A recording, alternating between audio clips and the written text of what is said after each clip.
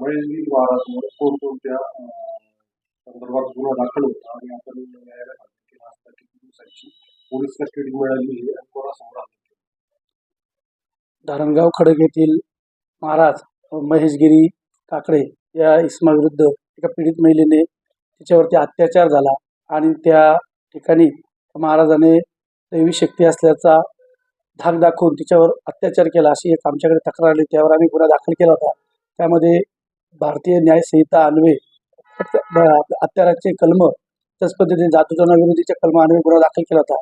काल आम्ही सदर इसम कथित बाबा त्यांना आम्ही अटक केली आणि अटक केल्यानंतर आज रोजी माननीय न्यायासमोर हजर केले. आमची बाजू मांडून आम्ही तपासासाठी 7 दिवसाची पोलीस कोठडी मागितली. त्यावर माननीय मेहरबान न्यायालयाने 5 दिवसाची कोठडी मागितली. पोलीस कोठडी मंजूर केलेली आहे. त्यामध्ये आम्ही आता पुढील तपास करीत आहोत. आणखी काही तक्रारदारांनी आपल्याशी काही संपर्क केला? अद्यापर्यंत कोणी सदर पीडितेच्या गुन्ह्याच्या अनुषंगाने आम्ही तपास करत आहोत.